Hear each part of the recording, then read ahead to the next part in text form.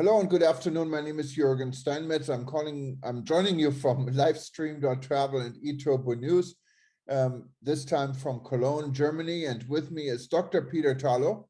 He's in College Station, Texas. We always talk about the weather, and you can see I have my breaking news screen behind it, even though I'm sitting in front of the window and I don't want to really share this. The weather is just simply horrible. It's stormy, windy, and it's raining.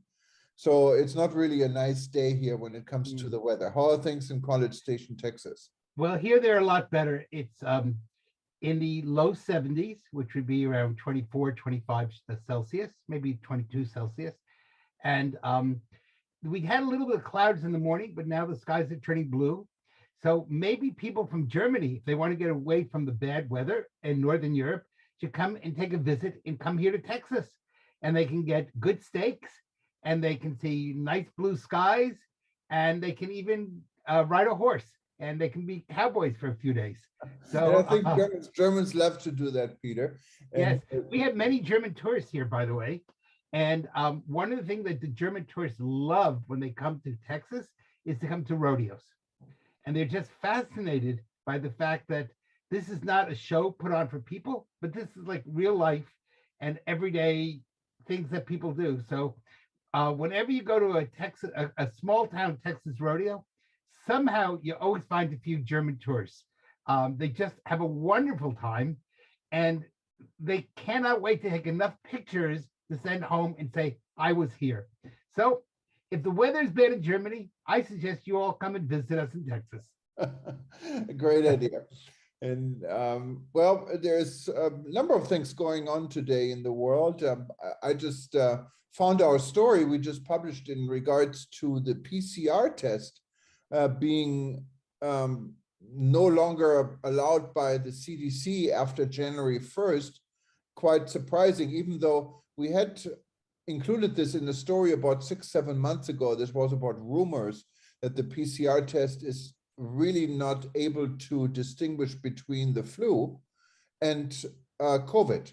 So now it's official. As of January 1st, CDC is taking their request back to authorize the PCR test to be used to test for COVID.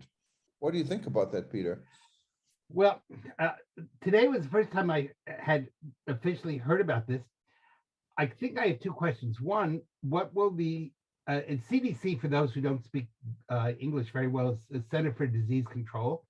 One, I wonder what will they substitute instead, because the antigen tests, which were the others, the at-home tests that people take, are often give you false positives, and so they are problematic. The U.S. government has now, starting at the end of January, ordered 500 million tests to be given free to families around the United States. But again, they're not 100% accurate. They give you kind of a sense of feeling better, but you don't really know what it is. It's not surprising to me that there would be some confusion between COVID and flu because they're both coronas. And actually, the family of coronas also deals with a bad cold.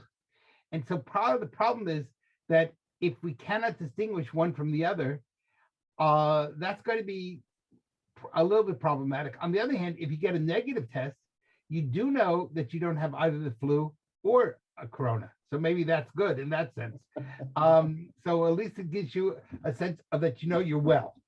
And maybe that's really all we need, because I'm afraid that if we start saying the PCR test is not good, possibly for use in a hospital, but as far as travel goes, first of all, I don't think people should be on a plane if they have the flu, because the flu is also, influenza is very contagious, and it's also deadly.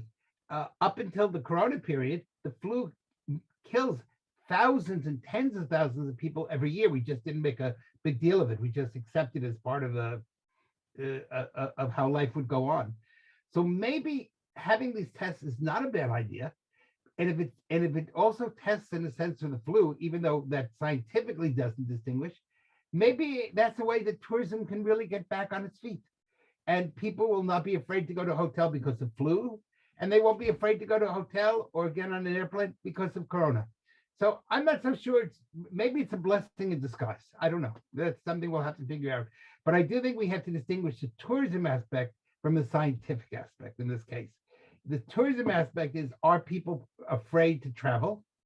And the scientific aspect is, you want to know exactly what the disease is from a medical perspective, so that you're able to treat it. So from a treatment perspective, this is a major crisis. From a tourism perspective, it might actually be a blessing in disguise. Yeah, and talking about safety, security, it's a part, of course, safe travels, Right. healthy travel is part of the safety security field you're an expert in, Peter. Yes. So I'm wondering, how do you see with COVID and the different strains of COVID coming and going, is this a threat to the overall security in the travel industry, or do we have to look at it in a different way? Well, first of all, without travel, without security, and that includes biosecurity, health security, physical security, counterterrorism, the whole gamut of the security issues, tourism ceases. We saw that in 2019. You were just in Holland, where the country is closed down. If the country is closed down, you know what? There's no tourism, because if all the stores are closed, you're not going to make any money. So this is a real issue. Certainly places like Latin America, which have so many wonderful things to offer, but they've been hurt terribly by the fact that people are afraid of physical security issues, robberies, assaults. Tourists have been attacked, and that's a real issue that if Latin America were able to get a handle on it, have better police training, have better control when they have major events, they would be able to become not a extra in the world of tourism, but really a major player. If you think Latin America has incredible landscapes and wonderful cities, take a place like Rio de Janeiro. It's an absolutely fantastic city, and yet you have murders right at Copacabana or Ipanema Beach. And so people are afraid to carry more than $10 in their pocket. That's a big problem. In the same way, I was just recently in Ecuador. It's an absolutely beautiful country. And if they were able to get really control of their security situation in their major cities, especially, this would turn Ecuador into truly the fields of flowers, which is a major Ecuadorian export for all of Latin America. So this is a real issue. We have to work on making sure planes are safe. We have to make sure that people don't feel they're going to be assaulted. But that means good training, good lighting, not just passive security, putting up some cameras, but the best security is when nothing happens. And so that's a real issue that we have to work on across the world. Another place where that would really change the economy would be Africa, where so many people are suffer from one or other form of assault. And if the Africa, and I know the African Tourism Board has looked at this, could really confront issues of security, then you know what? Africa would become an amazing place to visit. And I think so many people are tired of just going to Europe. And Europeans are tired of being in Europe. And the weather is great. They would be able to think, wow, what a wonderful experience. And you'd get away from the cold, rainy skies of Northern Europe and see the blue skies of Africa or Latin America and wonderful beaches. Yeah, no, absolutely. And with COVID, of course, people get desperate. People have no income, and that opens the door for robbery, for assault. So security becomes an issue in a new form. Here in Germany, for example, knife stabbings are becoming more frequent. It is now illegal to bring your knife to the city center, like here in Cologne, or to Düsseldorf or other cities. And so when you go to certain areas, you may be checked. And if you have a knife, it's going to be taken Even away. a penknife. Yeah. And how many people just have a penknife on their keychain? They don't even think about it. But this is a real tragedy, the whole stabbing situation. I know that's a European problem, not only in Germany, but it's also a problem in England, in the United Kingdom, in many of the European countries. And you really, and the problem that it's hard to really understand is these people are not stabbing you for money. They're stabbing you very often just for the sake of stabbing. So if somebody held you up and said, I want your wallet, at least you could understand there's a financial part to it. But when it comes to just murder or hurt for the sake of murder or hurt or terrorism, that's really a tragedy that's even worse than where we are. So these are really important. Without some form of people feeling safe on the streets, there are going to be real problems for the tourism industry. Yeah, and what is your best advice if you run into a situation and all of a sudden you're confronted with the guy with a knife?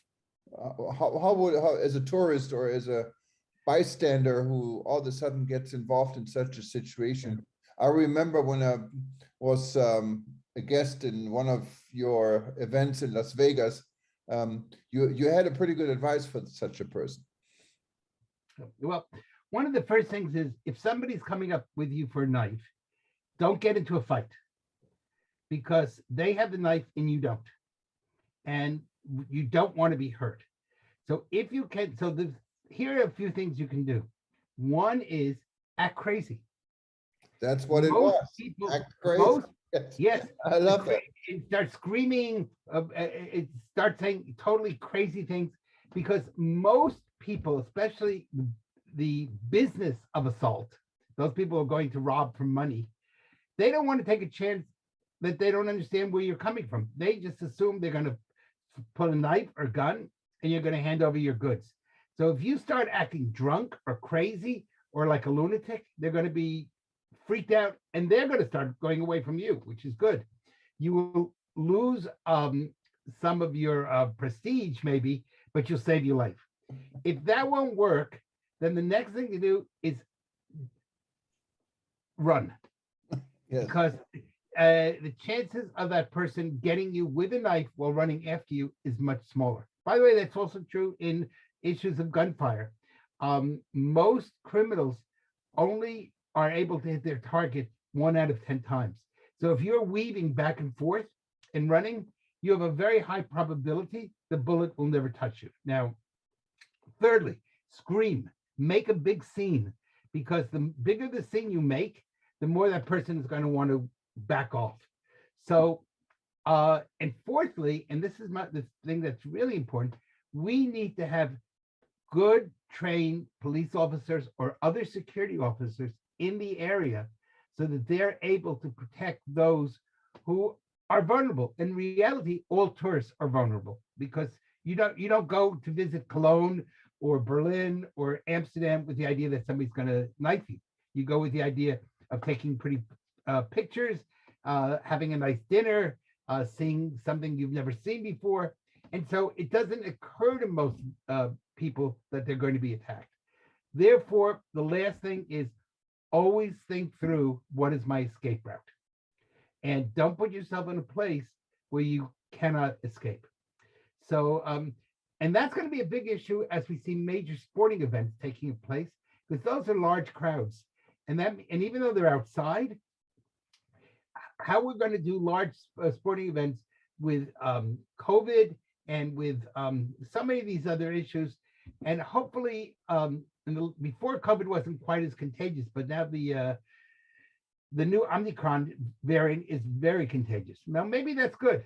Maybe that will create herd immunity. And if we all end up with Omicron, nobody will get it. We'll all get it, so no one will get it.